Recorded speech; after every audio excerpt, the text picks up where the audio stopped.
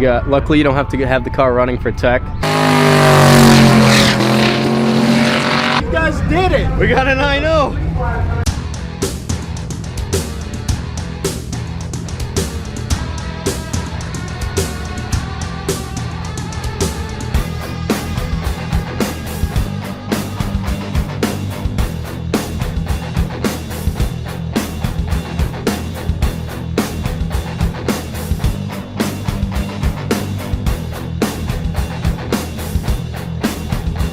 Ladies and gentlemen, you just witnessed history.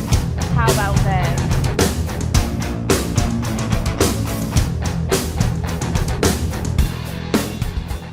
All right, folks, and there is some Six Summer 2023 hats left over. Somebody screwed up on the order, so we still have extras. We sold out Sick Week in a couple days, but somehow we still end up with some hats. So you can either buy a hat by itself on the website, or if you get the 6-bit detailer or either one of the barbecue sauces, the Touch of Smoke or the original, which were a huge hit at Six Summer on hot dogs and the ice cream sandwiches, then there's a discount code. What is the discount code be? Half off hat. Half off hat. Enter that, and then you get the Six Summer hat for half price. So there you go. Go to our website. Thanks for watching, guys. Six Summer, great event. It was awesome. The weather was perfect. We had one day that was a rain day, but leading up to it,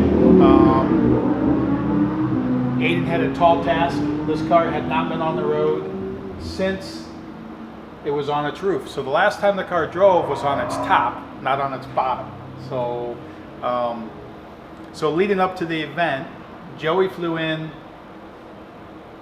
5 days before. He flew in Memorial Weekend, so Sunday night, and then we had to leave Saturday. So basically 6 days before we had to leave, to help Aiden with the tall task of getting this car done and to Six Summer, which Six Summer was kind of out of the question because of it needed a lot of work done, but also needed windows. Well, when we were at the Joliet race, the NHRA race, we took it to Pro Glass, to Bob, and he literally got the car done in what, a day? It was less than 24 hours later. Yeah, we dropped it off. We had to be to the track Thursday, so I think we dropped it off Wednesday evening or late afternoon, and Thursday morning it was done. So we went and picked it up before lunch on Thursday, and then had it tracked with us. Well, then all of a sudden the game plan changed to getting it done for Six Summers. So then Aiden did the phone a friend thing, and he called Joey Berry, and Joey Berry flew in here Memorial Weekend Sunday night to help them get it ready. And you guys slept a total of what? It was like 10 hours for a week. So total At the most. Each you slept 10 hours that week? Yeah, something like that. I So think 10 total- hours. I think the story says 5, but so we'll say 10. So roughly a couple hours a day on average. And But a lot of days without any. so, yeah, and that took us to Saturday morning, like 5 in the morning, you sent me a text and said, the wire harness isn't working. There's a problem with that, so I don't think we're gonna make it. Yeah, it was, I mean, yeah, I texted you around 5 a.m. or something. It was like 4:30. We pushed it outside, or it was outside. We were working outside all night instead of inside. I don't remember why, but we went to go, we turned ignition on, and was looking at the laptop, and the sensor seemed a little weird, but when the car's not running, they're gonna seem a little weird. But then you could take the wiring harness at the Holly and wiggle it, and the numbers would change. And so at that point, we go, well, unless we get another wiring harness, we're done.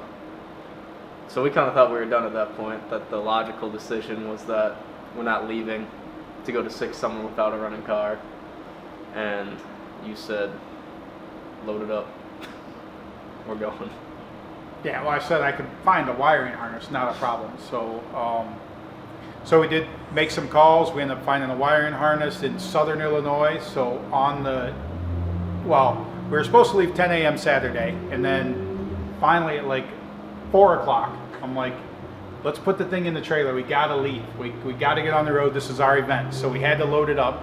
But I did find the wiring harness, Southern Illinois. So on the way to Cordova to start the event, B and EJ went south, grabbed the wiring harness, and then got to Cordova at like midnight 1 by the time that they got there. But so we got there with an unrunning car, and on the drive there, so after we packed up 4 o'clock here, is Aiden and Joey. I made them take a shower before they got in the rig because I knew they were going to sleep the whole way. So they took a shower. We left at 4. They slept the entire way. So during that drive, I thought about, because the rough plan, we'd already talked to Motion and was going to get there, go to Motion.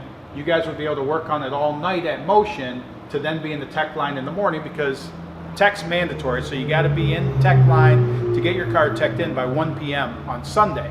So I was thinking about it on the way there, and I'm like, well, shoot, if you can make the headlights and taillights and stuff work, you can go through tech without a running car. And then once you get through tech, then we'll take it to Motion. And now you have till Monday at 6 p.m. to make a pass with the car. So literally there was a lot larger time window to do that. So when we got there and I woke them up, and obviously they were groggy and not much, I'm like, hey, here's the new plan. Well, they looked dumbfounded for quite a while with it, but I'm like, hey, you can sleep again tonight. Just make the headlights, taillights, and stuff work so you can go through tech, turn signals, the basic street drivability features, the horn and stuff like that is what you have to get through tech as a minimum. Get that done. Once you get through tech, then we'll take it to Motion. So then we get to Motion with it after tech, and then what transpired there. So once again, this car still does not run, still doesn't have a wiring harness in it. So, yeah, we get to Motion. We park it in one of the bays, and then, yeah, the first step was get the car running. So it was pulling apart the entire Holley harness out of it, putting a brand new one in. Joey did his best to make if any of you have dealt with a stock Holley harness before, they're good for just about any car, which means that they're about 20 feet longer than you need for just about any car. So Joey did his best of coiling it up inside, and then a couple of them we have to extend. The oil pressure is not where most people have it. And so there's a couple wires we had to extend, but got all that done. And then went to the auto parts store and looked at like 3 different starters, because at this point the starter still hit. The entire week the starter was not, we could not get the shins figured out. But at that point the starter would hit, wouldn't start the vehicle at all. So we looked at like 3 different starters. None of them seem like they're gonna work. We end up putting like 1/8 of an inch of spacer in it. The thing starts. It doesn't sound good when it starts. It doesn't start. It sounds pretty terrible. When and it from the started. starter they started out with, which was a starter that was on it, to on day one, having to get another starter and put Day in one, it, we which put still another- sounds like crap. Day one, we put another starter, alternator, and battery in the thing because. Well, yeah, the alternator that they took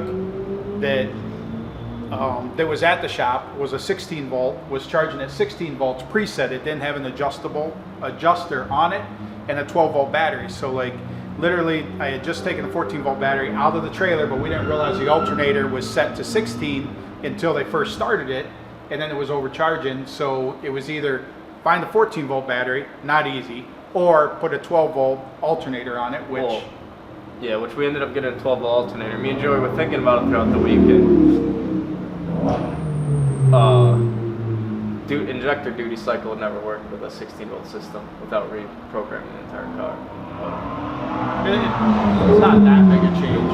Like with the up voltage isn't going to be that drastic of a change. But anyway, we got new alternator, new battery, new starter day one. Starter still didn't work good. We put less of a shim in it, and it sounded better than it did. And it started the vehicle the entire time, and it still works. But the flex plate's like ruined in the starter. Starter seems fine. But because he did drive this over here yesterday. We unloaded it out of the rig and then brought it back to M1 because there's a healthy list. Where is your list? Do you have a list of all the things that need done? Here. So, but that's the thing. Is like they first time it fired was almost midnight. So 11:40 p.m. Sunday night was the first time the car had fired in a year and a half since it was on its roof, and it drove onto the trailer under its own power. We got it back over to Cordova for the racing to start Monday morning, and first pass out. I mean, tell us about getting it running and your first pass on Monday. So, yeah, like you said, 11:40, we got it running, load on the trailer, went to bed, figured we'd get a good night's sleep before the event. We got up, and that's when we did all the alternator starter. We did all that before we made a first pass because none of it was working good. Finally, go up for the first pass, go to do a burnout. Burnout sounds good, seems good, all seems well. Put it in race mode, go to back up, and it doesn't back up. So at that point, in my head, I'm like, all right, well, I don't know if something's broke. I shut the car off, don't want to leak fluid everywhere. You guys push me back, and then you just give me the sign to start it back up and go. And I'm like, all right, I don't know what's happening, but sounds good. Go to put on the two-step, pushes through the trans brake, because it had no trans brake. So just, I foot braked it, and foot braking as in I had the foot on the brake with no gas, let it go green, hit the gas, and boost cutoff was in it. So every 5 seconds it would completely kill the ignition. Not every 5 seconds. Every 5/10 of a second. Yeah, whatever. It was not 5 seconds. It was after 5 seconds it would cut ignition. But I don't know, I kept repeating it. Moral of the story, every couple seconds, or every 2 seconds, it would kill ignition, car would shut off, would restart itself. And it did that the entire pass for a 21-second pass for the first day. But they did get a pass in, so they took the beams, and that was the goal of the day. We took a slower time than just taking the beams. That's just true. taking the 'Cause beams, we would've got could a have got 20. 20 second.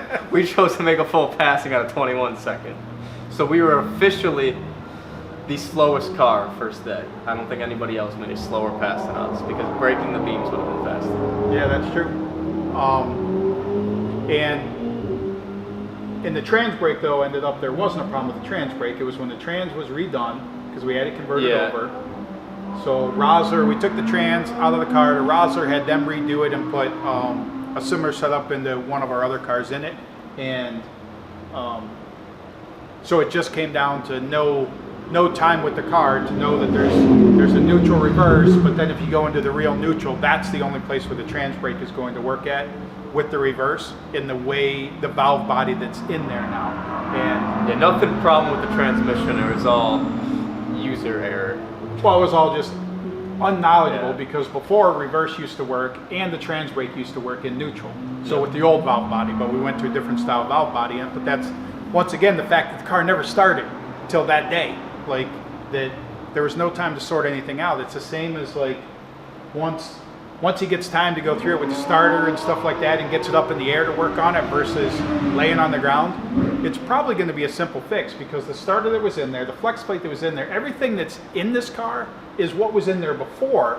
So it all worked fine before. So why something isn't lined up right or why something's off comes down to lack of sleep, lack of time, lack of lots of things. And so getting more sleep and looking at it more. Thought is it was spaced too much at one point because the way it's chipping the tooth is it's chipping just the front, which is like the starter's not engaging enough, but it's chipping the edge of it, which would be that the starter's too low and is barely hitting the flex plate. But it sounded like it was grinding, but it just wasn't engaging enough is what the new thought process. So that takes you through the first day, and then obviously the first time I'd ever been on the street would be pulling out of day one. So Yeah, so day one, after we made the pass, we went back, figured out the trans brake, we looked into everything, and so leaving the track, we actually put on a trans brake. It built up on boost, it sounded good. At this point, we still didn't have it all the way up. Bumps, we didn't figure out yet. Key word is it wasn't at full launching RPM because we would have figured out that we still had the boost cut off at that point. But we thought we figured that part out day one.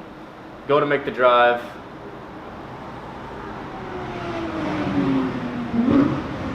We made the drive. yeah, what happened on the drive? That one was fine. Which one did the O2 sensor go on? That wasn't the first drive, right? Yeah, that was the first drive. That was that was day. That was day two. Yeah, that was leaving the track day 2, I think. So day 1. Day one was all good. I think it was. Yeah, I think it was fine on the drive. Because I feel like we drove it before the O2 sensor went out because it was just that one pass it seemed to go out. Yeah, it was leaving Byron, I think, when the O2 sensor So Check. day one drive, first time I was on the street, was running hotter than before, but we think the radiator might be swelled some from lifting the heads. You looking through it seems fine, flow seems decent, but before with the Delta Peg radiator and fans and everything, you would set the fan temperature, and that is what the engine would run at. It would run at like 170 all day, didn't care, going 90 or sitting there all day. It did not care. Yeah, we were in the Hotter high temperature. altitude. I mean, High- we were in yeah. Denver in 110 degrees, and the thing still would not get above 170, 180 unless you turn the fans off. Yep. So yeah, I mean, that's still a yet to be sorted out thing, but then that takes you through Day one day drive 2. was good. So then tell us about the pass on day 2. What even was the pass? We made a 12 and then a 10. We ran twice day 2 because we'd cut the number in half to day 2. So day 2, we line up, go to make the pass, reverse works, go to put it on the brake, and it's on the trans brake this time, but it's still shutting off, shutting on, shutting off, shutting on, shutting off, shutting on. So the boost cutoff was still in there. The start of day 2. Launch the car, sound like it's doing that. Having a little bit more sleep and knowing what the problem was the first time, I shut the race mode off because I'm running no boost at this point. We didn't have the bottle on until day 5. So the race mode was doing nothing except making the trans brake work. It was the only feature race mode had at that point, really. So shut that off. That shuts the boost solenoids off, which gets rid of the boost cutoff. So then this back half, decent, made a 12-second pass. Got back, knew what the problem was right away because same thing as day 1 that we thought we fixed. Fix the problem for real and go make a 10-second pass. Day 2. No. Was day 2 the rain out? Oh yeah, day 2 was the rain out.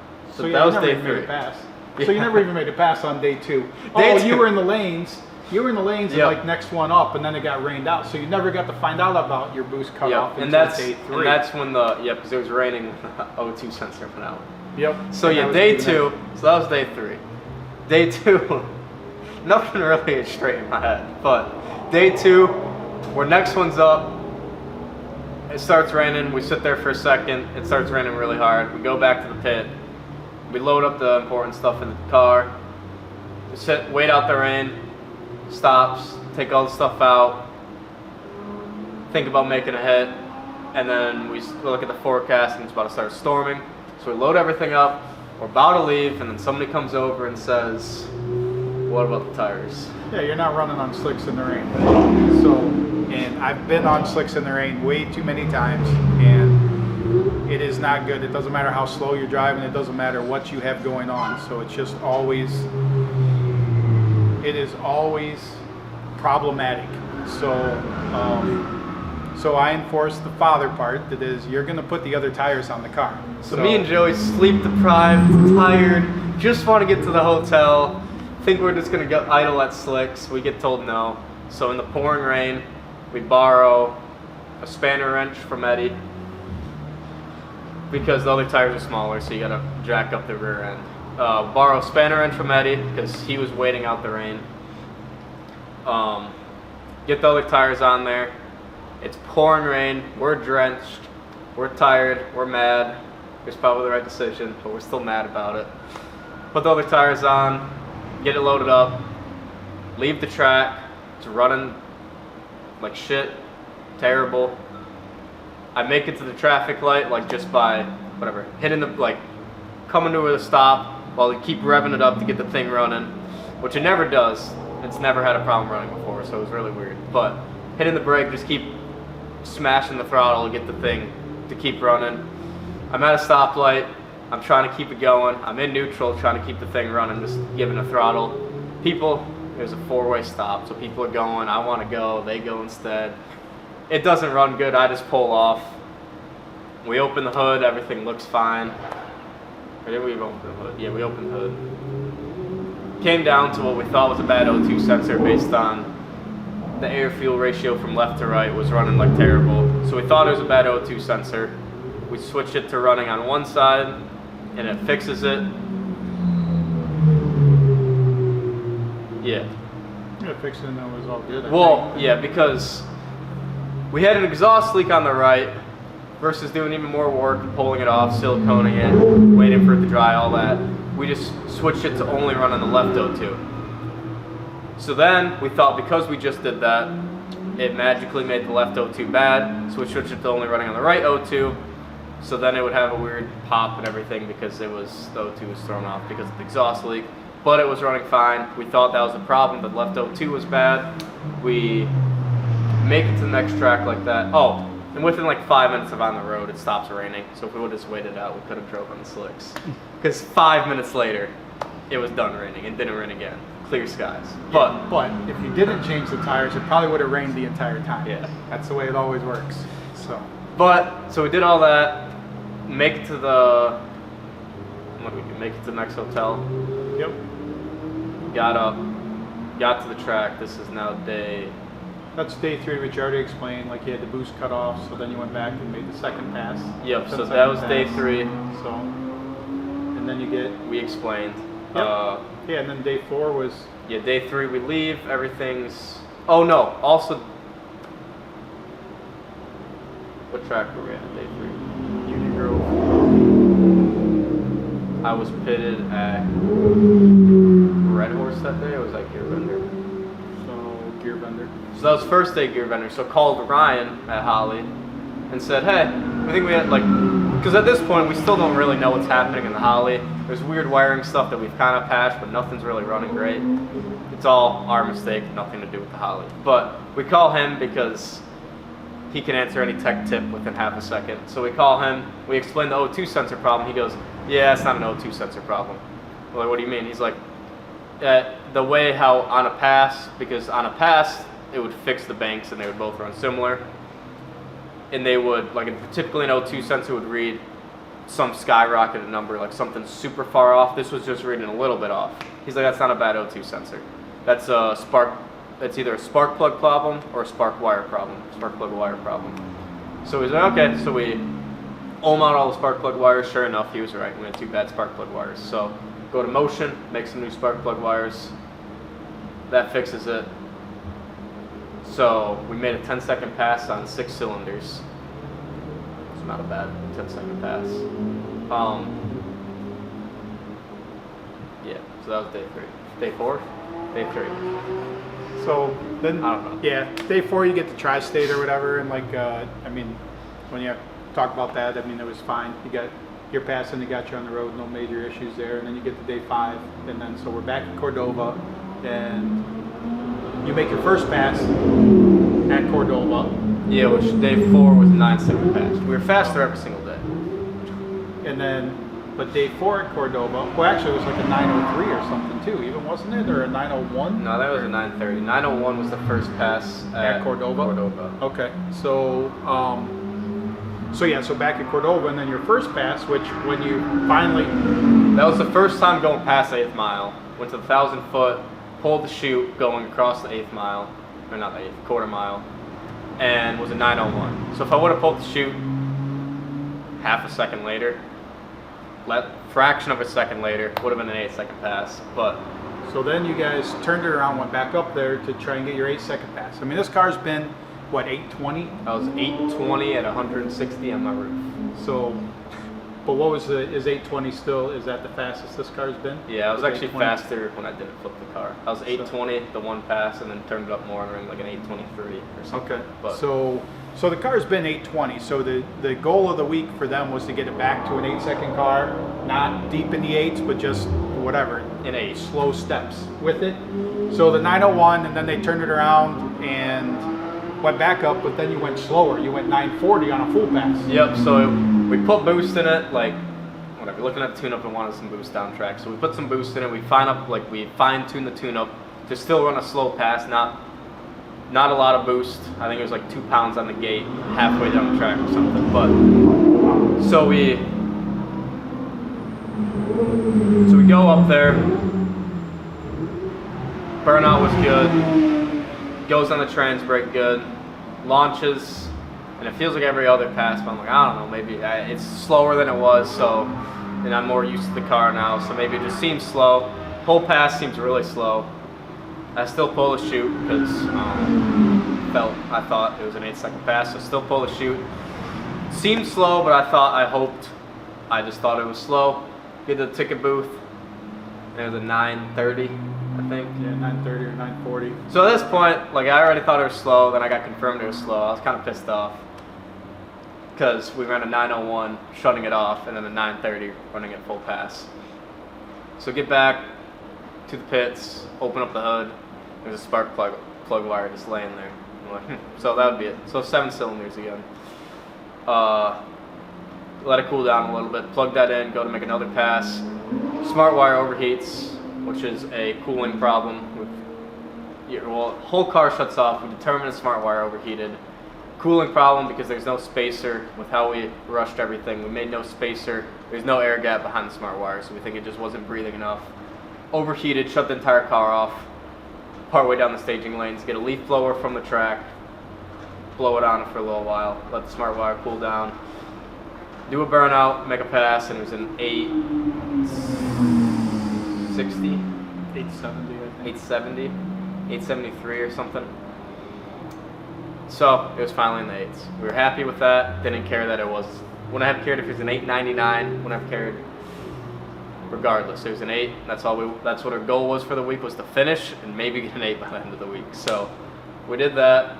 We were both happy. And there's a big list of things that need fixed still on the Now car I've got- because it got rushed. Yeah, I think that my list now might be even bigger than what the list was originally, because now we know all the problems with it, and there's a lot more. It's smaller items on the list, but it's still just stuff we'd like to improve for next time. So, but like I said earlier, I mean, it's a running, driving car that then drove on this lift last night or whatever for it, and then he's got to sort some stuff out with it now. But obviously, I mean, he went from a 21-second pass to an 8-second pass. Like, I mean, do you count that as a successful week, or is that a horrible week? No, I'd say that's a successful week. Our only goal was to finish.